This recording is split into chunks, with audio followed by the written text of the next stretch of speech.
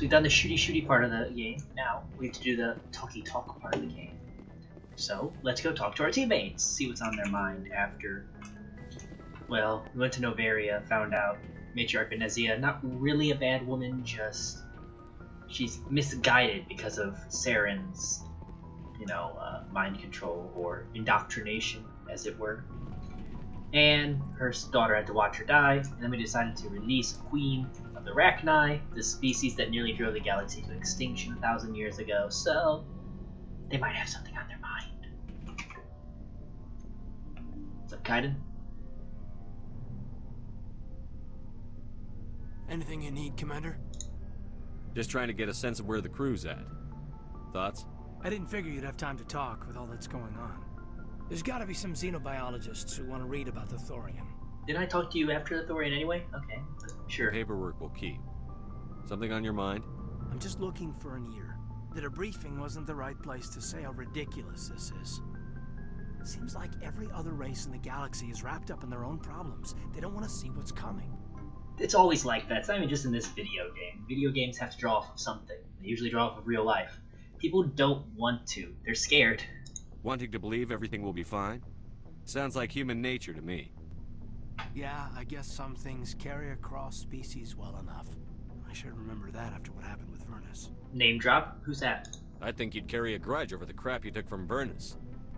Before I met Vernus, I knew as much as any other civilian. Aliens were weird, superior, and tried to tell us what to do. I mean, it's only been 26 years since first contact. That's not a lot of time to understand them. But it was Vernus who made me see how human aliens are. They're not different or special. They're jerks and saints, just like us. Hell, by the time I got payback, I didn't even want it anymore. Fair enough. I don't see you snapping very easily. What finally did it? He hurt a girl, broke her arm. She reached for a glass of water instead of pulling it biotically. She just wanted a drink without getting a nosebleed, you know? Like an idiot, I stood up. Didn't know what I was gonna do, just something. And Vernus lost it. Beat the crap out of me. Kept shouting how they should have bombed us back to the Stone Age. And that's when the knife came up. A military-issue talon, right in my face. I cut loose. Full biotic kick right in the teeth. Almost as strong as I can manage now. At 17, that's something. So you just fucking kicked him in the face. That's pretty badass, dude. Tapping that deep must have shocked the hell out of you. Not as much as it shocked Vernus. It killed him. Snapped his neck. They probably could have saved him if they got him to an infirmary quick enough. But they didn't. Caused a stir when they shipped him home. Bot training was shut down. Kinetics folded a couple of years later. So, yeah, maybe I hated that Turian. I mean, if one ass was enough to judge a whole race, I'd hate humans too. That is a good point. A reasonable stance. Keep that level head and we'll do fine. Staying reasonable is about all we've got left. Everyone else in this galaxy seems to have gone out of their minds. Present company accepted, of course. No, I've gone out of my mind too. And people have been inside my mind as well, so I guess they've been outside of my mind as well. Let's go talk to... We always do, like, we're going to be anti-chivalrous here. We're going to do non-ladies first, because the ladies usually have more interesting dialogue options and consequences for those dialogue options. So let's go talk to Agaris, or Garrus.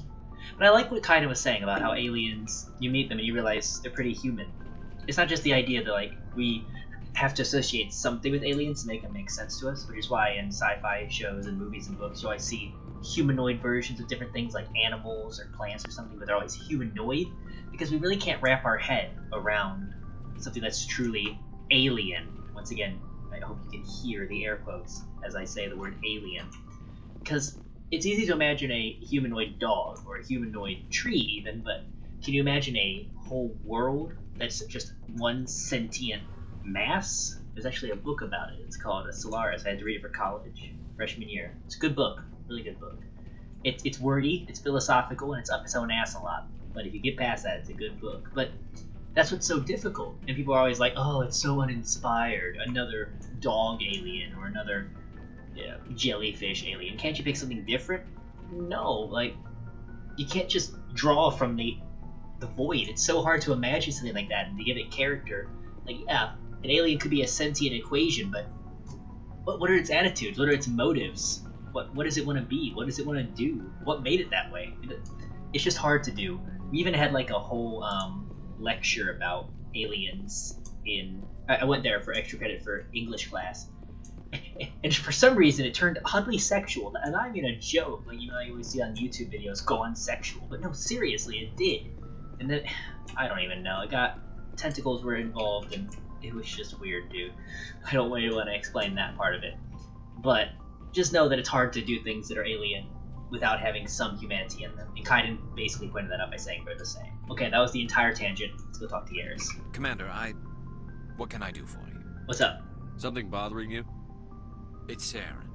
I'm starting to wonder whether we'll ever find him. He's always one step ahead of us, and he's got those damn Geth. Yeah, he's one step, but we've seen him before. Like, we saw him, or at least Nihilus saw him on Eden Prime. We're getting close, Garrus. We'll find him. I wish I had your confidence. I just can't stand the thought of him getting away with everything he's done. I know you're doing everything you can, and if anyone can catch him, it's you, but if there's anything else I can do to help, anything, just tell me what you want me to do, and I'll do it. Do you think we're not gonna get him? I understand your concern, but we'll find him. Just make sure you're ready to go when we do. Yes, sir. I'll be ready. Can I ask you something, Commander? Shoot! What is it? Are you worried that the Council might be protecting Saren? I mean, they were really dragging their heels before. What if we find him, bring him back to the Citadel, and they refuse to act? I mean, it's possible, but I'm not quite convinced. I get the feeling this isn't a question. Speak your mind, Garrus. Well, maybe we shouldn't give them the chance, Commander. In my opinion, Saren's too dangerous to be kept alive. Too much could happen. He could escape, or the Council might let him go. If we find him, when we find him, I say we make sure we stop him permanently. Ooh, it really goes against my whole Paragon idea, but he's got a point. He's an attempted genocidist. It goes back to that question, like, if you could go back in time and kill baby Hitler, would you do it? Everybody deserves a second chance, but... oof. I don't know. I'm gonna stick to my Paragon guns here, or my Paragons, if you will, and say only as a last resort. If Saren won't listen to reason, if he forces my hand, I'll kill him in a heartbeat. But only if it's absolutely necessary. But what's the point in keeping him alive? It just gives him an opportunity to escape or convince the Council to listen to him. And what about the Geth? They might try to free him. That's true, but he could also flip and become a powerful ally. We know more about Saren's plans than anyone. But what do we really know? If we just kill him, we lose the chance to find out. Yeah, I see your point. Do you really think there's more to know, other than the fact that he's a raving lunatic? Maybe, maybe not. But it's not a chance I'm willing to take. Yes, sir.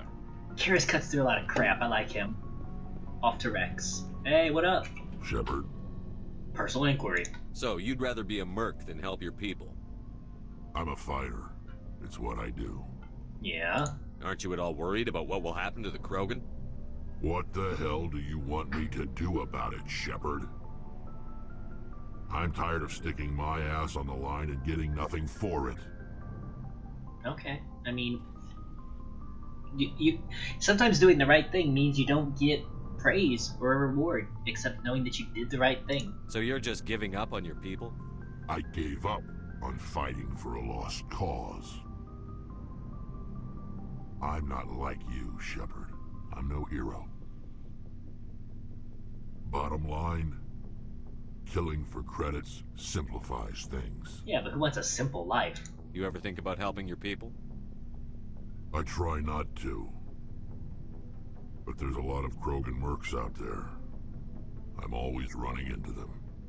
Half the time I'm being paid to kill them. But that's just part of the job. You don't get to pick who your enemies are. Anything else we can talk about with you? How long have you been a merc? Long enough.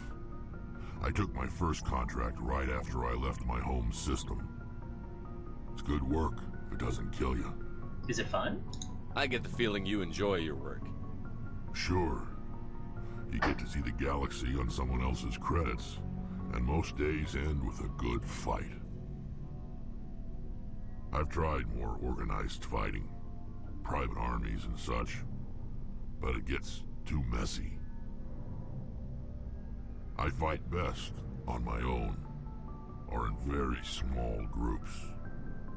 I don't like people relying on me, and I bloody well don't like relying on them. Or are you British with the bloody? So long, Rex. So, Shepard.